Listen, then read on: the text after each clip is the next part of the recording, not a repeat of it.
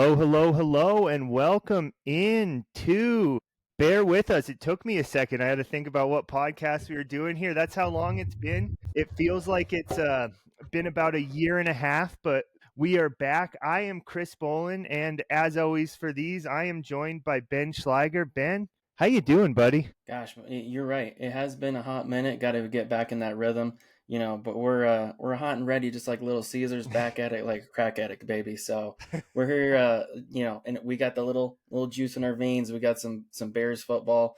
Of course, now we have to wait several months, so it's like, oh god. It's like Mama Schleiger joined us for the spring game, and then she was like, "Is that it until like late July?" And I'm like, "Yeah, pretty much. Like it's rough. Like we had a fun basketball season. You got to catch Jacob and Chris on the radio, and now we're just like in that dead zone of like, gosh, I mean, there's softball and there's baseball, and that's it. And we're just in the valley, but we know once late July comes around, we'll start turning hot, and we're ready to hit the pavement again. Yeah, shout out softball. I believe second place in the Big Sky Conference regular season. Idaho State seems to just run that shit. So, but shout out to the Bears for coming in second there. And baseball steadily on the rise. It feels like highlighted by that 21 inning win over St. Thomas on the walk off balk. So those are, I think we're out of chances to see softball at home, but baseball, like free entry to any game, great time. Just go see the boys throw it around the yard. You're right. Our bread and butter, Ben, comes football and men's basketball, and we are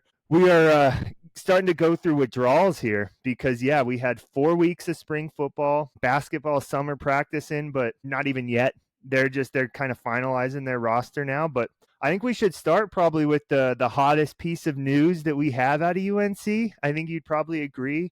Next season, we're going to have lights at Nottingham Field. You've been kind of on this one for a while, as has my Tribune coworker, Ann Delaney. She's been hot on that trail ever since it kind of became a reality.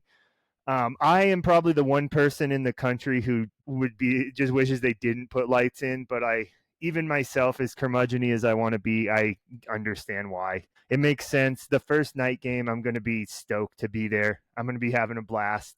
But I'll pass it to you, Ben. What's your just initial takeaway from lights at Nottingham? Yes, finally. Golly, it took us a long time to get us on just even footing. No, everybody else has them. I think there was a stat out there that was less than a dozen D1 football schools, of course, with how much regulation up and down, but that was a couple of years ago. There was just about a dozen schools didn't have lights, and we're one of them. So to be the 12 out of 26 schools, like, not a good look. So I get where you're at. Like, the day games are a nice family-friendly feel, but these guys came here to play big boy football. This is still D1 football. It's still FCS. Like, we need that prime time. We need that, like, under the lights. You can't beat it, especially like early. Like, I don't know if I would do a night game all that much in like November, but like early in the season, like August, Weber might be a great time for it, just because like it's cooled off a little bit. You're going to get a little bit less cramps. It's a good environment. Like, if Bears are going to do something to kind of spark attendance, like just kind of lighten up of, Saturdays are busy, especially in the fall, but like if you've got nothing going on during the nighttime, even easier to come out to a game. So I'd like to take credit that I'm the nagging voice in Bears country, or at least of Bears country media that got this done. But there's no credit on our side. We're just happy to see it. But I would like to say that I was the thorn in their side that got the conversation moving. Yeah, you've definitely been one who's been. You're right. You've been the squeaky wheel that's finally getting some grease here. I imagine I've been probably. Karen, let's be honest. What was that? I've been the Karen. Let's be honest. And apparently, from what I've heard, Lamb has also been a bit of a Karen pushing for this. It feels like this was one of his like big. I don't know if you want to call it 5-year plan things, and he's in year 4 now, but. Sounds like he's been pushing for this pretty heavy. And like I said, my main not wanting lights is doing radio is I don't want to sit around all day, then have to start work at 10 p.m. But I completely understand more fans in the seats is more money for the program and the athletic department. Seemingly on the up and up, I don't know what the ceiling on this Ed Lamb-led Bears program is, but 4 wins, most in 9 years, getting closer to a school that might get one of those ESPN2 late night games, you want the flexibility where you can have a home game if it's kind of in September, even early October maybe. But like you said, I don't think we're going to get too many night games come November. Yeah, But especially with an older alumni base. Maybe we keep those day games in the second half of the schedule for sure. But yeah, I think this just brings up the credibility. I think there's been a lot of pressure from the conference as well. At least the last couple years. I think it was 2 to 3 years ago they started doing the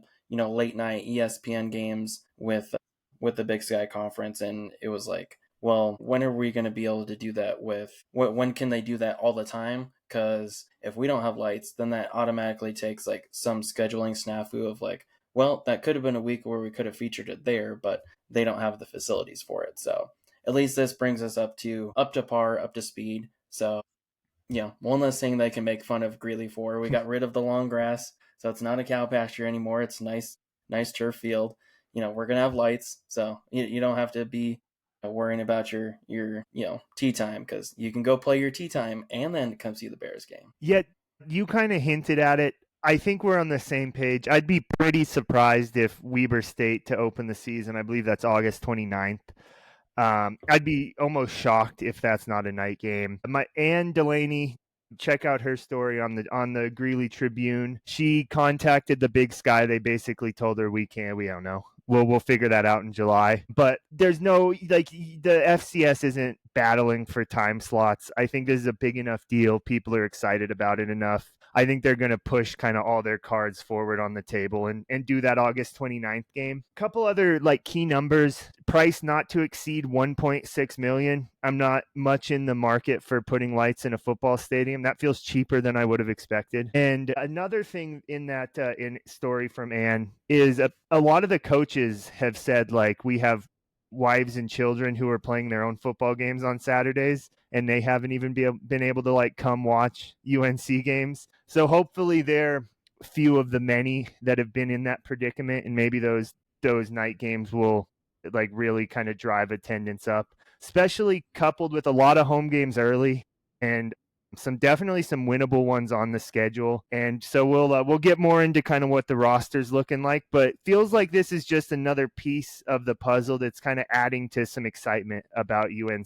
That the deeper I get back into it again, the more excited I am. I felt like that last season took the wind out of it. Was good, but it took the wind out of my sails a bit, the way it kind of wrapped up. Even that win against Portland State was left something to be desired, let's say. And losing Eric Gibson Jr. to that NCAA ruling, kind of, I was getting a bit pessimistic, but this is pulling me right back in. Yeah, a lot of changes. It's been a more drama than we necessarily needed for a Bears off season for sure. Just finishing up with the lights, like, also majority of it is donor and sponsorship funded. So it'll be interesting if the lights have a certain name attached to it, if a certain family, the Richardsons most likely, or a company helped out with that. Montforts have a lot more money in their pocket that they may need to spend for some tax purposes after selling 40% of the Rockies. I mean, it wouldn't be bad to have the Montfort business school and the Montfort, Nottingham lights. Like, I could be down with that. So I know there was some negative ninnies in Ann's comment section, mostly some tin hat type characters. But I know this is sportscast, so we're all mostly rah for sports upgrades. But anybody who was like, I don't know if this is what we should be spending our money on, it sounds like a limited amount of UNC money was actually going there. So sponsorships, that's basically income because you're selling those. And then donorships, that's just the goodness of whoever donated to us. So majority of this is not affecting the rest of the university in any, sizable impact. But you're right, Chris, a lot of early home games. I mean, shoot, there's 4 home games and a trip to Wyoming.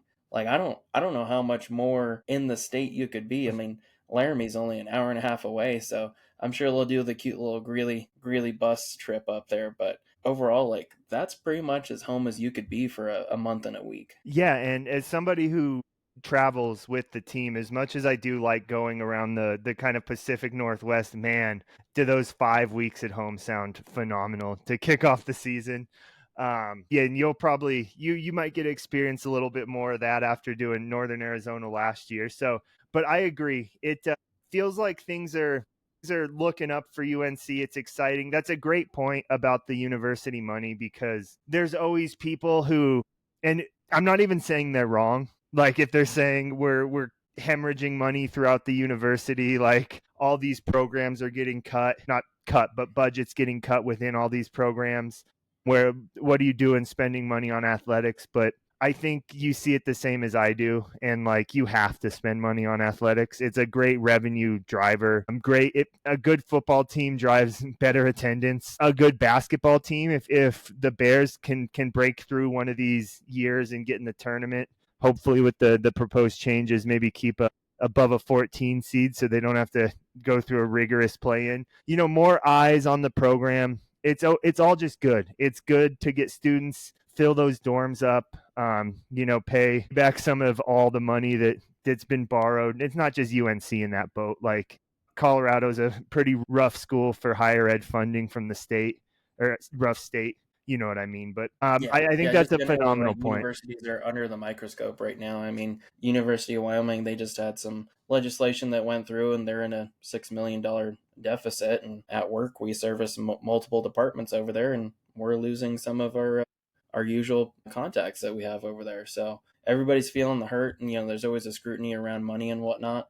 But I mean, bravo on the Bears. Like, sure, they definitely probably use their contacts, and we're lucky to have very well off, generous families in the vicinity, like the Richardsons. They've done numerous donations to us. Montfort's, I'm sure they've been involved, but they could definitely be more public about taking credit. And but like, we got the Empower Center that was completely privately funded. I believe the turf field was mostly privately funded, and then this. I mean, as far as universities go, I think we have some pretty smart administration. And I know, weird, I'm saying yay administration, but like, pretty smart, pretty frugal characters to be able to get everything done in such an efficient manner. It's like, with a limited impact to the university. I mean, teachers and everybody else who's not a sports fan could at least be thankful that athletics is kind of grassroots doing it itself. Yeah, great point. I don't think I've actually shouted him out here. I did it definitely on Iron Sharpens Iron, but John Kitzman has done a phenomenal job since he's come in. Associate AD, I don't know exactly what he's the director of, but does all like the in-game promotions, football, basketball, all the different sports. See him everywhere, basically. It's great to have somebody so present within the department, that's forward facing and willing to talk to people, and just seems like that whole thing's moving in the right direction there. Really a go-getter when it comes to fundraising and partnerships and stuff, and I don't think it's gone unnoticed, so wanted to give him a shout out. Yeah, I mean, I love that hire for sure. One of his most notable things he had Metro State participating in was the 50-50 raffle at the Rockies games. And I think they made close to $1 million off of that, Sure. $500,000, somewhere in that neighborhood. But I mean, anything that generates six digits for the university to any degree, that's pretty damn noticeable. So we might not be doing a 50-50 raffle, but at least the expertise and the knowledge he has from those other projects that he can bring here to our local pond, local pasture, that he can help us be even smarter with our money and use the resources and different different ways to crowd fund. I mean, it's just an invaluable resource, especially when we're maybe not the top of the heap in some sports, maybe not the top of the heap in the state, even in some measuring sticks. We got to find ways to be creative to still be on that competitive edge. All right, let's you kind of transitioned us in there perfect, Ben. So let's look at those that will be competing. Unless you have any closing thoughts on the lights. Shout out Brooke. Oh, yes, Our yes. SID. We love Brooke. Brooke's been awesome to us as information fellows between, being a good ambassador for the university to local media like ourselves and Pirate Radio. So, congrats, Brooke, for making the switch over to being football operations. Yeah, I think she's perfect for that gig. Like, it seems like right up her alley. Love to see that. Very deserving, very hardworking. Sad to see her go in the communications department, but from all intents and purposes, I don't think she'd be taking it if it was a step down. So happy for her. Maybe we won't be sitting middle row on the flights to football games this year. So hopefully we've earned enough good favor to maybe get an aisle seat. But I'm Yeah, for glad that you. first game, you'll get 2 waters, Chris.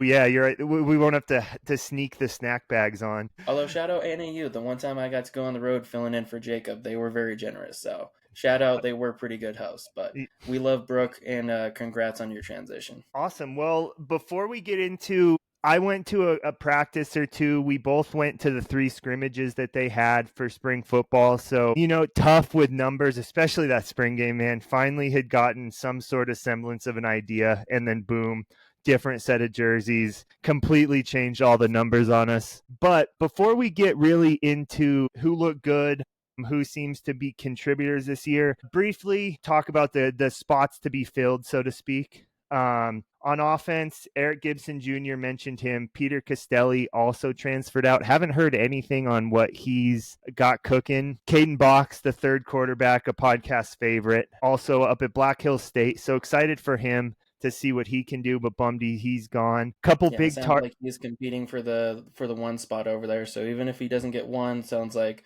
backup is definitely impossible. So good for him for moving on. Gibson, I think we both believe that he's probably out of D2. He's just I not vocal about it on social think media. he's at a D2. I believe it's back east. I don't even want to guess the name because it's not. I don't think it's the one he posted the offer of, but I think it's a different school out in that area. But Castelli, very strange that one is very athletically talented and isn't vocal about it, didn't get a spot. Not sure what that means there, but overall that leaves us in quite the deficit. So we brought in a lot of new faces.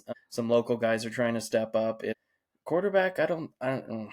There's a leader in the room, but I don't think it's by a well off margin. Yeah, honestly, do you want to go? Do you want to run through the rest of the guys who are leaving, or you just want to jump into what we saw from quarterbacks? What makes the most sense No, to you? let's go through who's leaving. Okay. Kind of give like an idea of where the potholes in the roster are, because there's several that are pretty deep. Good call. Pass catchers, we mentioned new quarterback coming in, definitely like new starter at least. None of the options have gotten any game reps for the Bears, I don't believe. Gonna have some new faces to throw the ball to. Lost basically the top 4 pass catchers, I believe, in or at least top 3, with Carver Cheeks hitting the portal for the second year in a row, ended up at UTEP with his brother. And then Braden Monroe, he's at Kennesaw State. I keep wanting to say Southern Miss, but just a different blue and gold bird down there in the South. And then Charlie Garrison, Big Chuck, graduated, looking to play professional somewhere. Not sure if he's latched on anywhere. And then another kind of favorite of the podcast, Fisher Clements, CU on scholarship. If they would have shown him running out, they wouldn't have been getting blasted for fielding a junior high football team with all their skill position guys. But a lot of big shoes to fill in that UNC wide receiver tight end room. Tight end especially. Hank Gibbs also out. I think he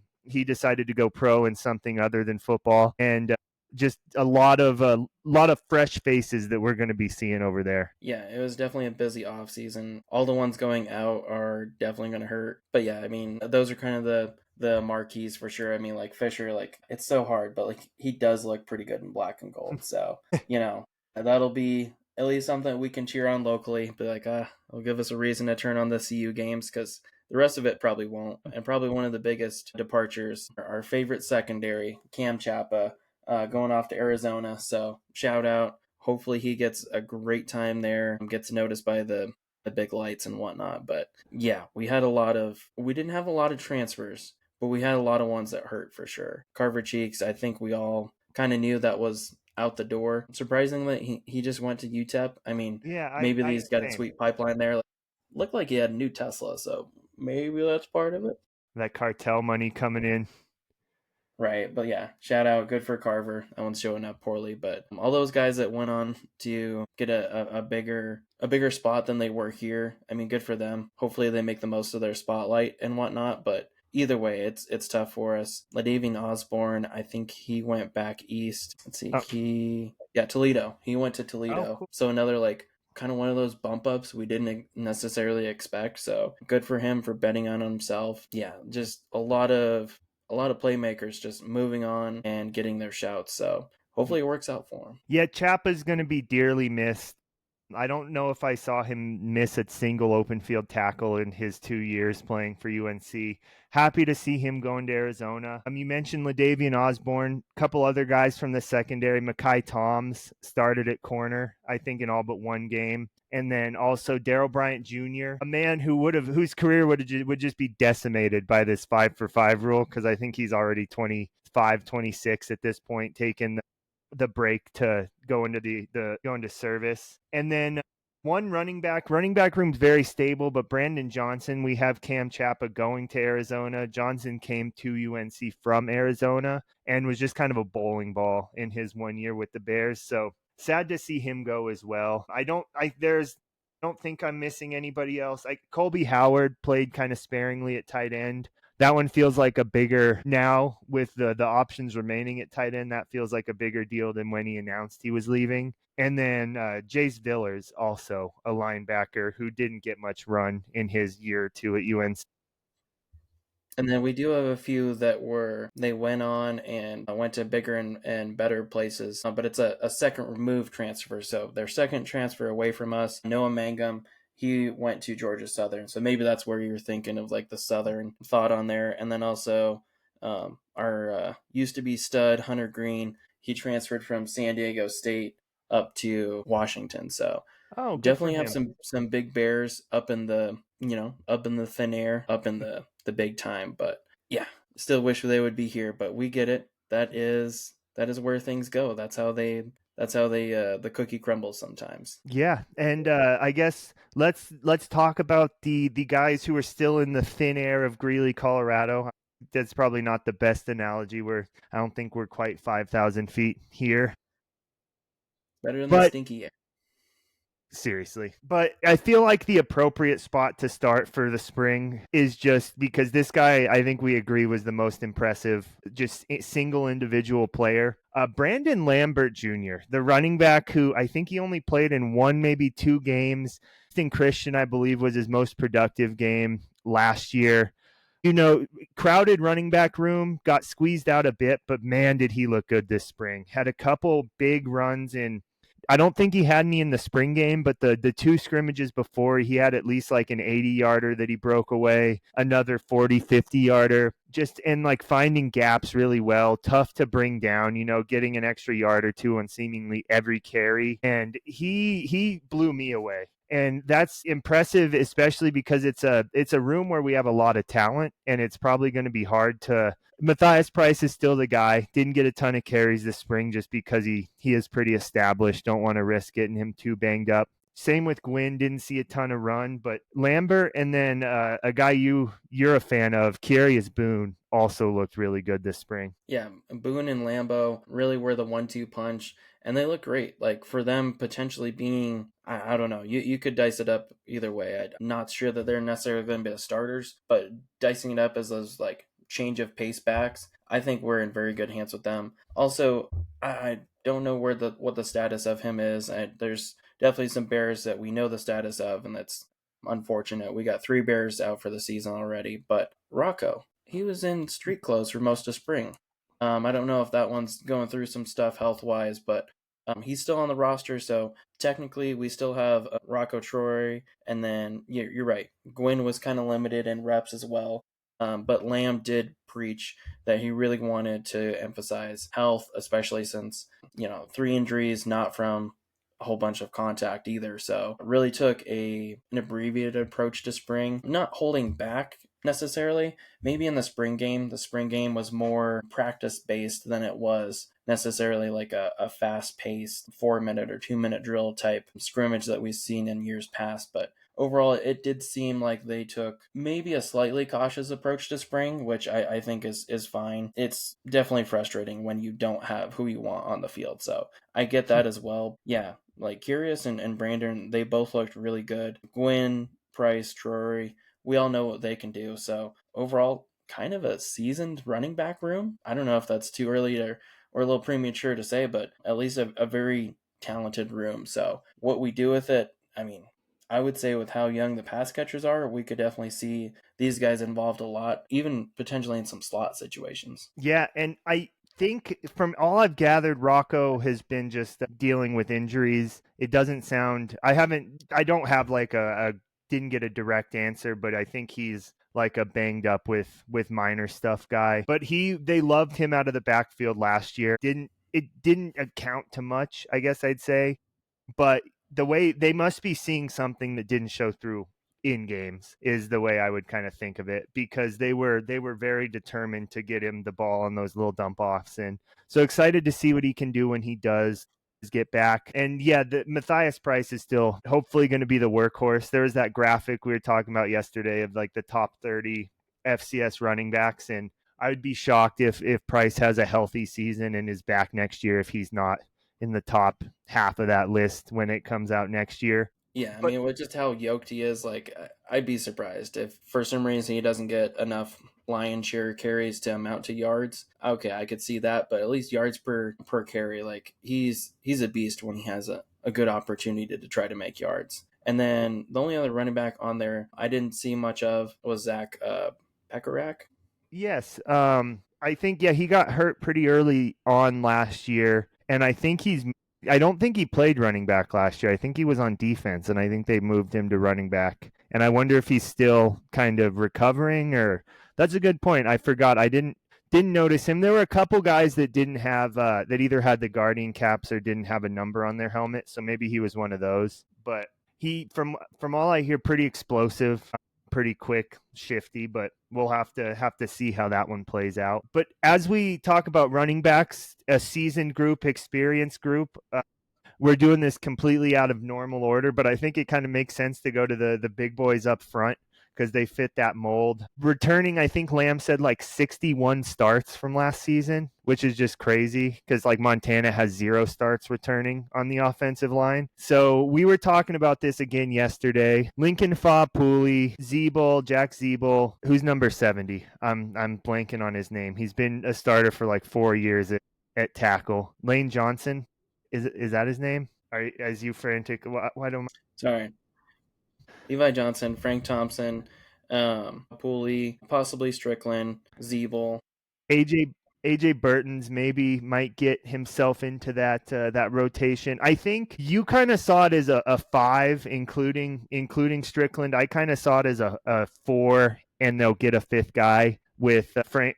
Levi Johnson, Jack Zeeble, Lincoln Fa-Pooley, and Frank Thompson. But I don't think you can really go wrong in that last spot because they again didn't play much this spring, but just they look the part, which has not been the case necessarily in years past. Hopefully have 1 or 2, maybe even 3 or 4 guys who can fill in, because you never make it through a full season with 5 healthy offensive linemen. It's just not realistic. Right. Somebody that Ann was mentioning might get some interest there was Andreas Guillory, a little bit smaller, 6'5", 265 out of Lakewood at Green Mountain High School. But I'd be Ann said surprised if that number's updated. Like right. he didn't look 265. Yeah, hopefully he's been getting those double swipes at the dining hall over at Holmes. And then one that I think both of us could definitely see some explosiveness out of is Zion Salvo.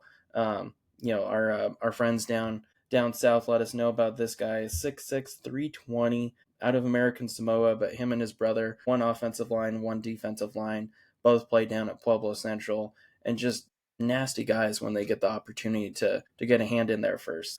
I like that. Personally, I'm biased. I'd like to see Montre on the starting line.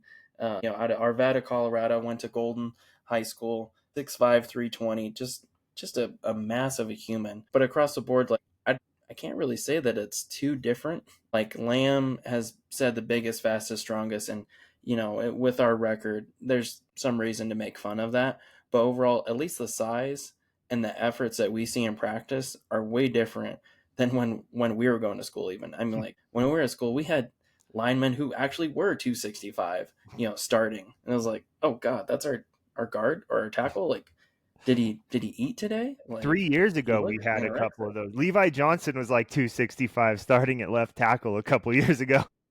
That's true, but like the skill set offset the size. But at least Lamb has definitely been preaching like we want big, strong, tough, fast, and at least on the line and actually running backs too. We've really been getting that. So I think shout out to coach recruiting well, and also like all the guys on the line just seem like just good quality guys. Like put in the effort. You don't see them lagging behind in practice. Like if they're doing conditioning, like we saw.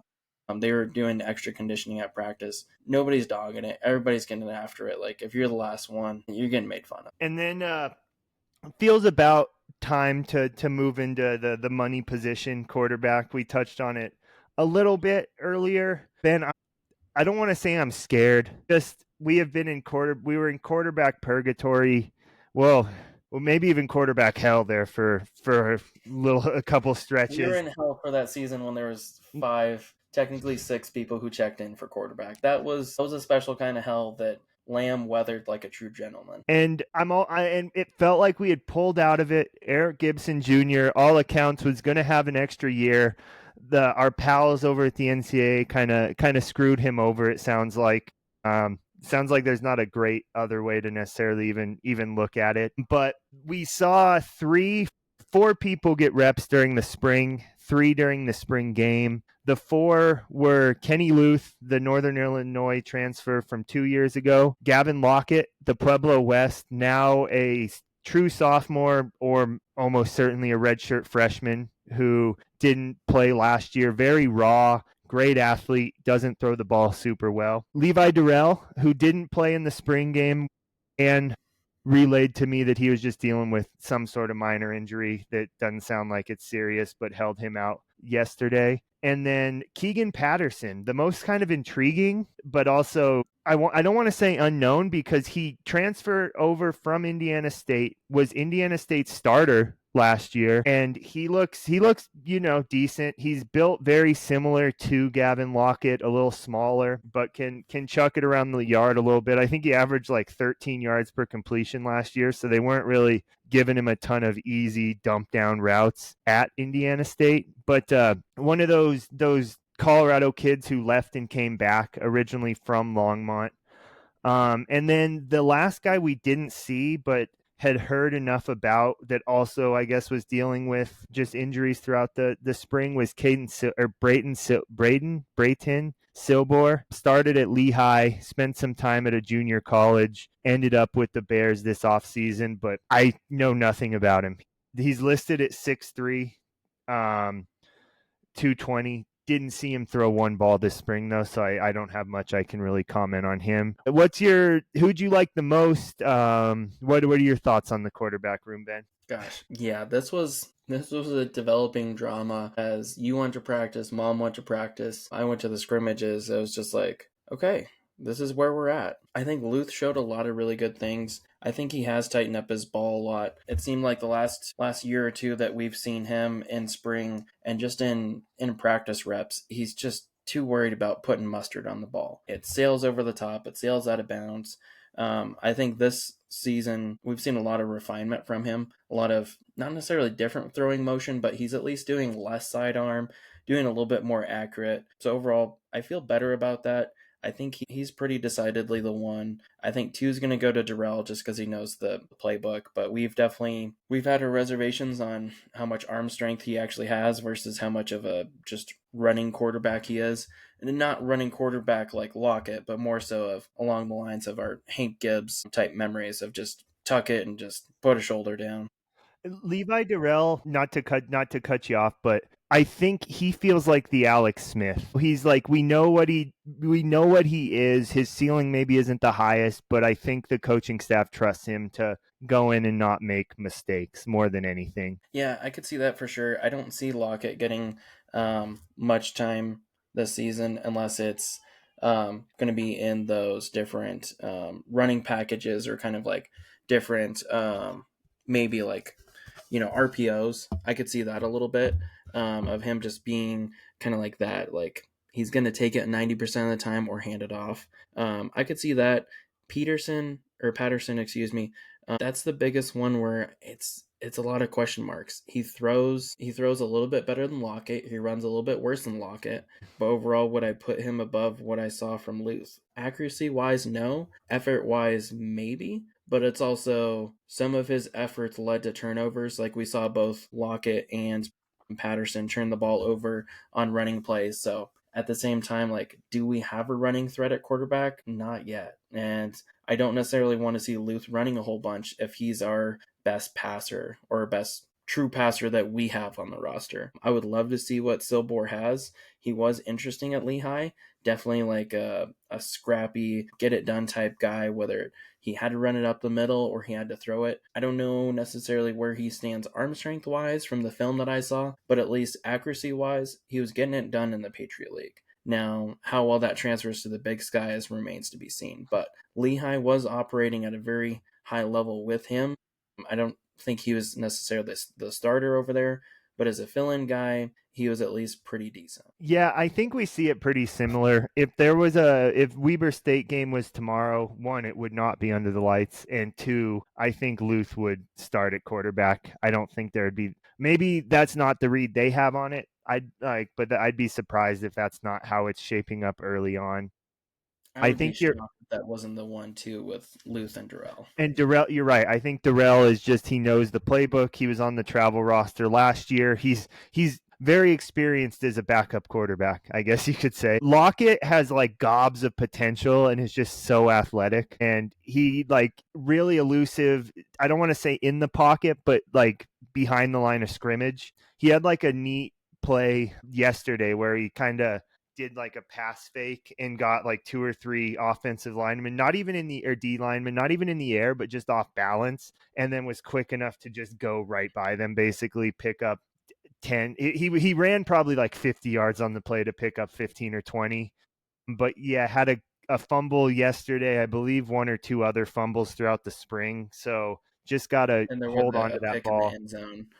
I think it was the second scrimmage, but I love the effort from him. I love just the charisma that comes off this kid. I love it. Like he's like a Keaton Mott kind of in my head. Like he Hmm. can make the throw, but Now you're he's speaking also my athletic language. enough to like make some shifty moves. And when he got in the open field, of course he fumbled, but um, when he got in the open field, he was fast. He was noticeably like He, receiver fast out there. yeah, So I loved that. It's just gonna take discipline and gradual improvement for him to be in that starting conversation. But like raw talent, like just like what you're saying, because I think we both wanted to see him play safety, but that's now become a crowded room as well. So he's chasing the position that he wants to, that he has more emotion connected to. So I get it, like ball out. It's just I don't know what that ceiling is right now. Like there's sparks of like, wow, this guy's different, and then there's like, okay, he dropped the ball, he's still a sophomore. Like gotta reel in the expectations a little bit. yeah. I almost don't. I almost wonder if when we do see him on the field, if it's not at quarterback, because I do think it feels like he has more opportunity there, but also only one starter. I still don't think he throws the ball super well. Like when he's off balance, out of rhythm, he let a couple like go that it almost, I thought it was going to like paper back down because it just kind of dies in the air. That all being said, I love if he started, it would be a fun ass game to watch. It would be a It'd lot be of scary. fun. It'd be like a 4 touchdowns to 2 interceptions for sure if like Yeah, everything went right. he like But a still, hundred like he'd be electric. like 120 passing yards, two picks, and like 160 rushing yards type of game. You're right. I don't. But then the thing is, like, where else is he going to go? I don't know what the opportunity would look like at safety. He almost feels like he could play like slot receiver, like you mentioned. He cooks once he gets running.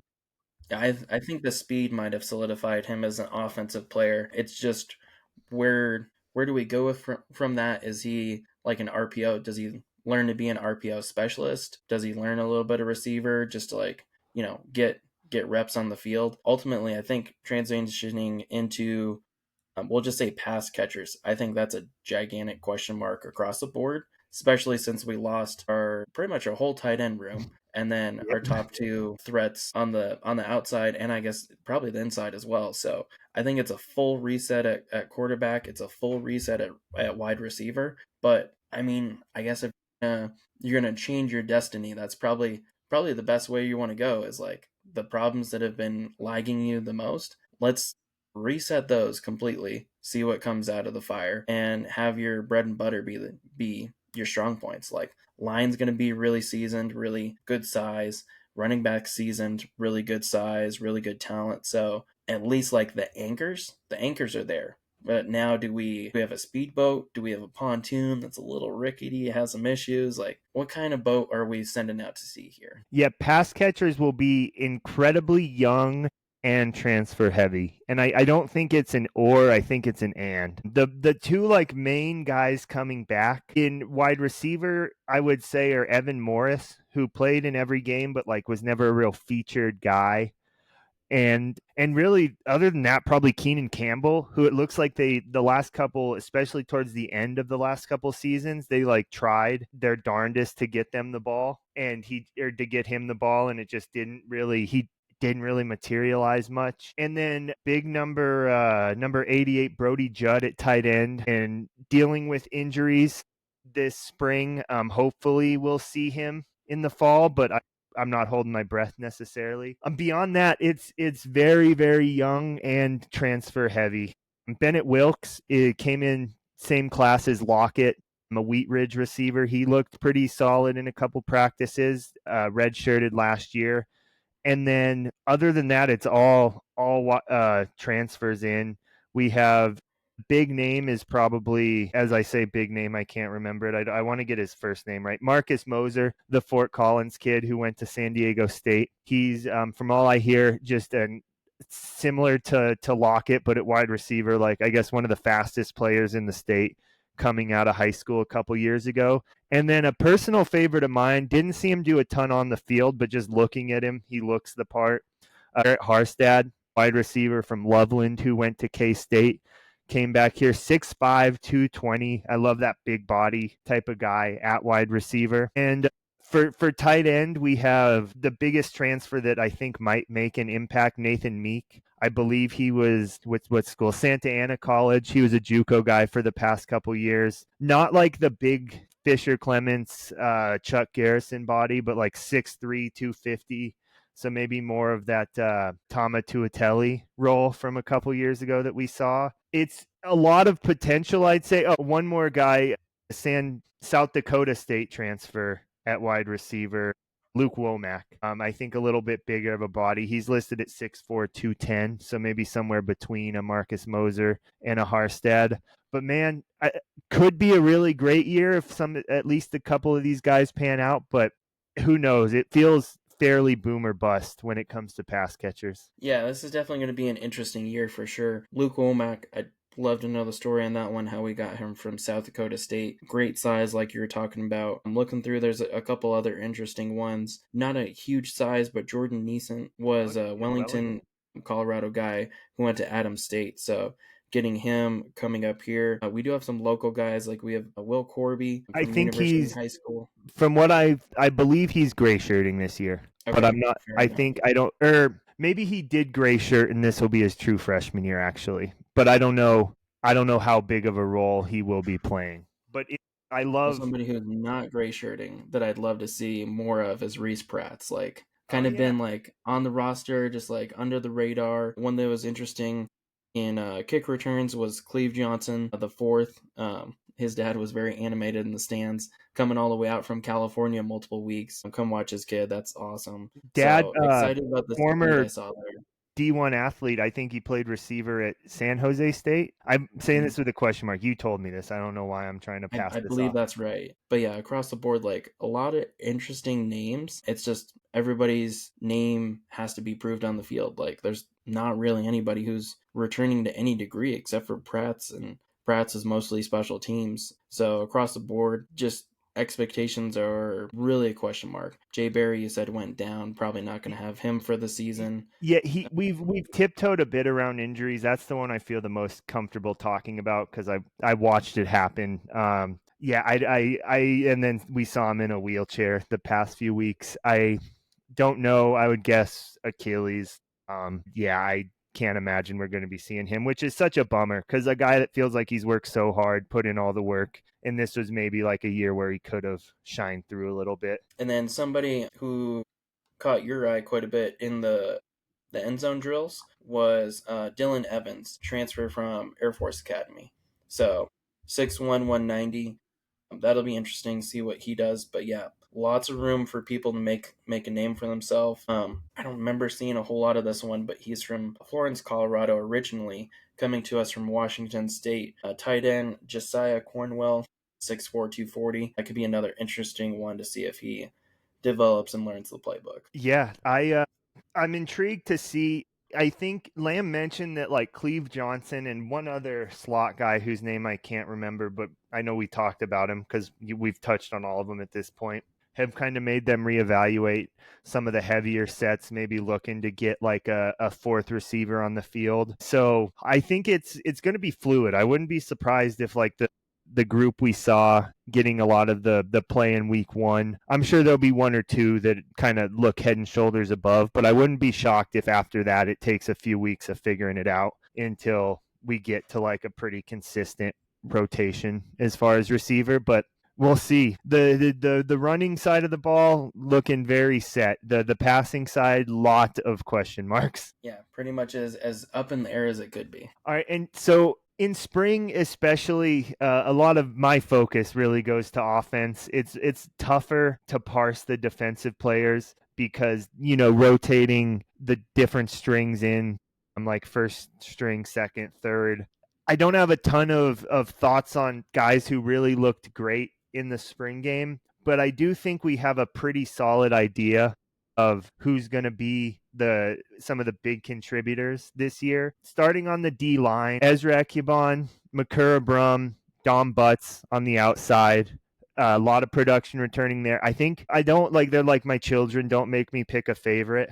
But I do like the nastiness that Dom Butts brings. Like my favorite joke of Butts has got some stink to him. Is and inside we have Levi Little, Brooks Miley coming back, Andres Rodriguez coming back. You got to have a lot of guys there because they do some of those platoon swaps on the D line. Somebody who came in towards the end that I want to give him a shout out because I see him on Twitter all the time. Cruz Redding. He kind of came on, not I don't want to say came on strong, but got some decent run towards the end of last year. Wonder if now he looks like an adult, as you watch him like go from freshman redshirt year to freshman year to sophomore year. He actually looks like he spent 3 years in the weight room. So wonder if he cracks that like edge rotation. What are your thoughts on the D line? I'm sure I missed some guys. Aiden Merrihew played pretty regularly. Brennan Acosta, a lot of returning guys on in that position, those two position groups, if you want to break it down, I was gonna interior and say that this might exterior. be a blessing by abundance here. Is there's so many guys there, and a lot of them have already made a name for themselves. Have already done good things that we've seen. Last year was very like wow, like cleaned house on starters for D line. What are we gonna have? Like we had Ezra returning, but I was like, geez, like what is this gonna look like? Like Michael Johnson and company left, it was just like where are we going? What do we have here? And I think a lot of people stepped up. Blake Wesleyan is an interesting Oh, one. I'd like to see how thank he you. I develops I think he could be like all of a sudden like an honorable mention all Big Sky guy at the end of the year. He looked like explosive and really good in the last part of last season. because it's interesting. I mean, like Dom Butts, he's not huge. He definitely plays like he could be a threat inside or outside on the line. So even at 6'5", 240, I don't think of him necessarily as a have to be an outside guy just because of how crafty and how strong he comes across. So I really like all the efforts he's done. So I second on that. Another developmental character I want to see what he's made of, kind of has that nastiness to him. Simeon Salval, other Salval brother, 6'3", 310. Like I'd love to just see him saddle up as our nose tackle or second nose tackle and just be a nasty plug. Like don't let somebody have the A gap. Like if Zimeon's there, like it isn't going anywhere. Love to see him be a plug role. Nolan Gibbs, Hank Gibbs' brother. Sweet to have him on the Is he roster. really? I didn't know that. Well, I thought he was. Maybe not. Apologies if he's not. I thought I might be backwards on that one, but No, he could what be. I'm not backwards on I have heard nothing about him. That I hope he is. That's awesome if that's the case. what I'm not backwards on is Brendan Acosta. He's kind of like just this like silent giant. I think that like everybody forgets about because all of a sudden like he'll be in there just in the backfield, 6'5", 250. I think he's really been kind of like a silent contributor that we should take notice of. But yeah, Mary Hugh across the board. We have Tyrese Johnson. I don't know much on that one, but a transfer from Washington, that's always great. But yeah, like definitely a blessing by abundance. A couple other people on here, Levi Little. But really, I think the best part is we have quality guys across the board. So when they do that full line swap, mostly of the front seven, that it's able to, it actually works. Like, I think we are both kind of skeptical. We're like, Hadley, what are you doing, brother? Like, you just sent out the ones. Like, what is this developing into? But I think that year there was definitely a difference between the one and the twos, and there's still a difference between the one and the twos now. But I think it's so well recruited and being well developed that there's not as much of a diversity between the two. I think it's pretty much you have quality guys who know their assignment and produce well. So whether it's the first or the second guy, it's not going to be too big of a deal. I think Ezra, McCurr, and Dom definitely stick out. But across the board, like I think the line changes is making more sense to me. It seems like more of a hockey thing that you would do of like, all right, line one, switch to line two. We're not seeing what we want. Put in the heavy set, put in the fast set. So I think it's starting to make a lot more sense now that they've had a couple years to recruit and whatnot. Yeah, and I think we talked at nauseum about how bad the run defense was last year. Hopefully, another year of just technique of weights helps that. But also, there is like a level of the way the defense is constructed is trying to like maybe get them into a 2nd and 13 at the risk of giving up a 2nd and 2, because I think this defensive line especially thrives in pass situations.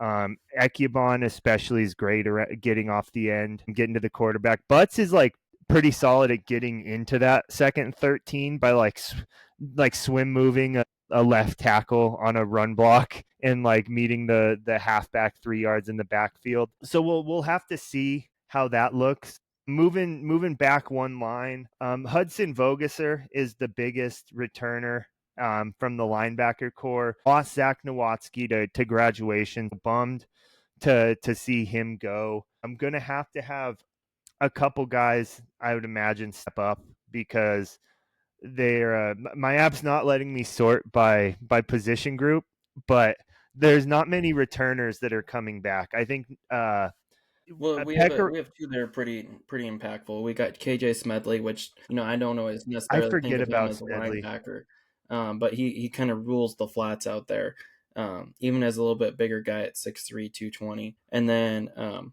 another one I'd love to see just like step into even bigger role.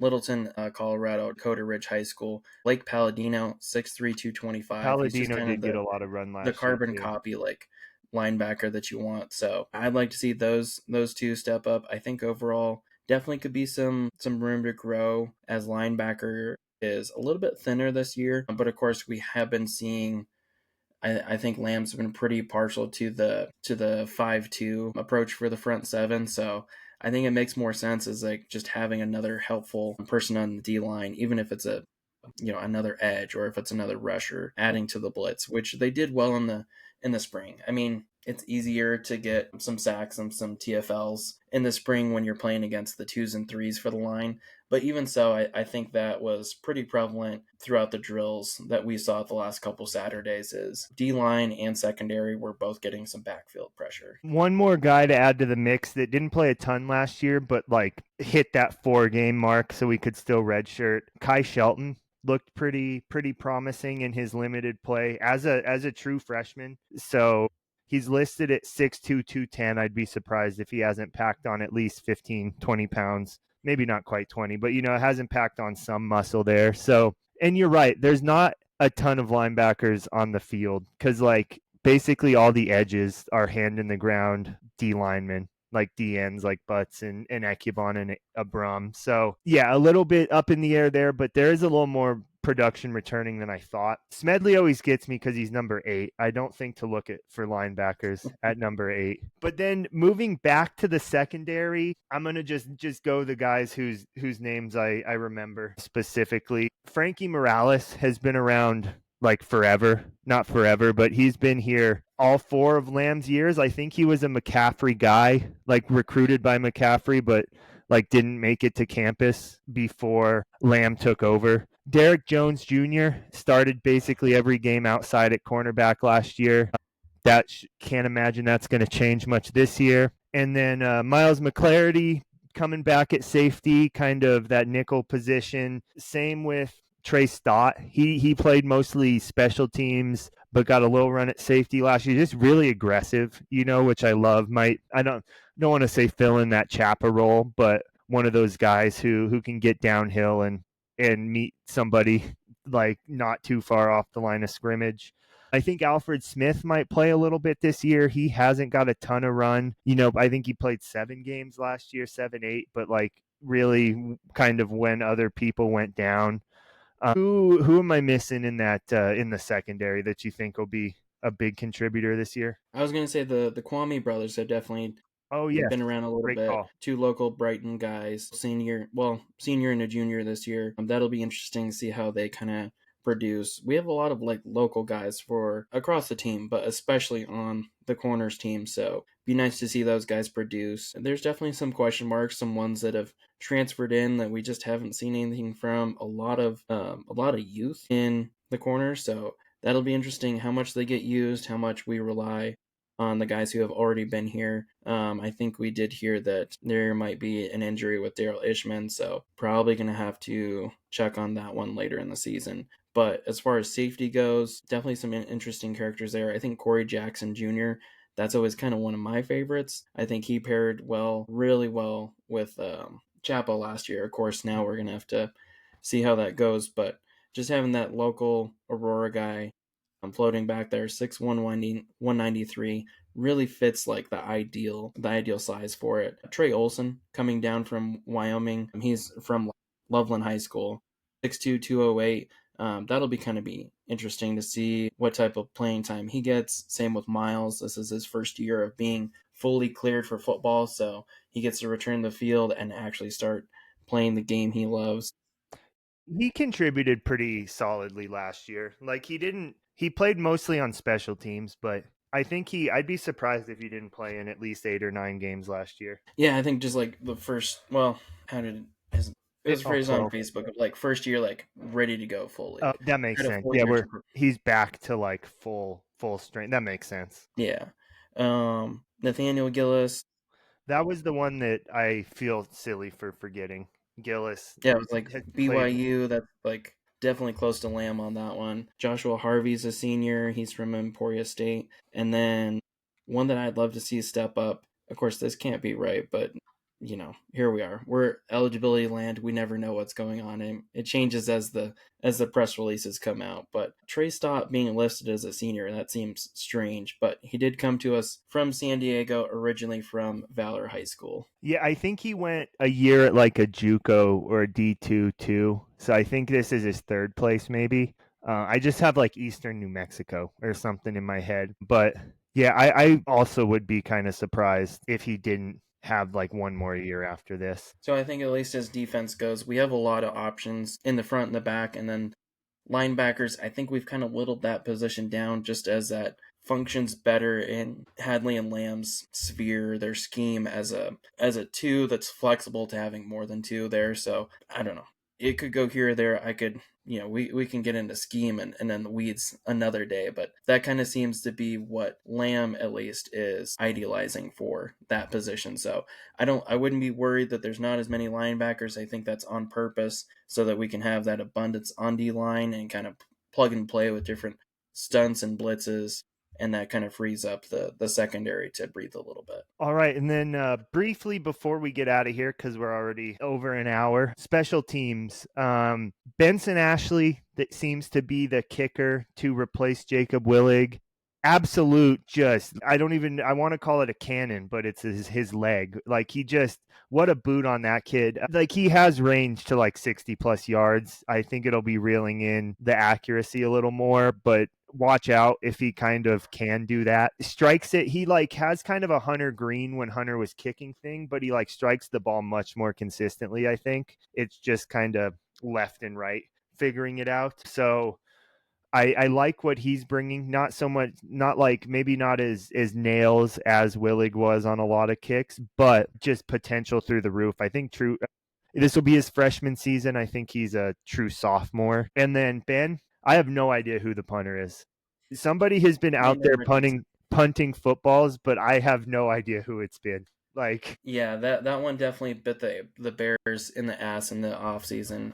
That was we can kind of do a better off season recap as we're going into the fall episodes. But Leo Blumentritt, he was at Pro Day because the NCAA are a bunch of bastards and decided that a recreational year in the German leagues, which Lamb equated to intramurals here, and I don't think he was doing that as a derogatory, but more so of just like these guys literally trade helmets as they're like switching in and out. Like crazy. there's a set amount of helmets and everybody just kind of shares. So the fact that they counted that as an eligibility year seems like a crime. Like they're gonna have that happen, but then and of course I love watching Trinidad Chambliss. I think it was the right choice, but you have so many lawsuit decisions that are yes and no's, but we're counting a rec year against an international student. Like if we're growing the game, we're not doing it well with that one. So that kind of bit the Bears in the ass. Lamb even admitted it's like, hey, we didn't see that was going to be an eligibility issue. So not that we don't love Landon,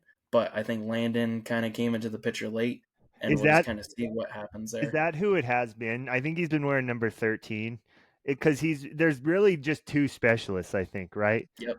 And the other interesting thing, of course, this could be just talking heads reading into, letters that don't matter, but both of them are listed as K/Ps. So, of course, Benson Ashley has been getting all the reps at field goal kicking, but I think we could definitely see some flexibility as people are ready or not ready. I think we saw maybe 6 punts total out of the 3 scrimmages that we saw, so nothing against Landon. We just didn't see a whole bunch from it as far as like accuracy and keeping it in the field, or at least like numbers to hash. Like it was very accurate that way. So kind of a bummer for us because we had the German cannon who was just murder balls. Blumentritt would just, it was like a bad kid behind the woodshed. He was just beat it. So it was awesome to have Leo, but unfortunately we got kind of robbed on the eligibility standpoint there. All right. I don't think we missed any positions, so covered just about everything from spring. It was good. It got me kind of itching for football again. So, just in time to have 2-3 months off, 4 months off, maybe even. But exciting times. Anything you wanna say before we wrap up here? If you need somebody to keep track of in the UFL, technically Elijah Dotson was with us for 1 year, and he did score a touchdown in the UFL with the Orlando Storm last week, I believe. Hey, we got somebody in the pros, even if it was a year. Technically, we were his last stop, so kind of cool that we have somebody in the UFL right now. And then, of course, when the NFL starts up again, we can always cheer for Jacob Bobenmeyer, long snapper. All right. As always, if you like what we're doing, please, please, please like, comment, subscribe. Tell your mom to like, comment, subscribe. And if you don't like what we're doing, this guy right there, that's Ben Schleiger. I got to make sure I'm oriented to the correct side of him in the final edit because he is the complaints department. That is on Twitter at Bear Claw Media. Give him your absolute worst. I promise you he can take it. Have a good one.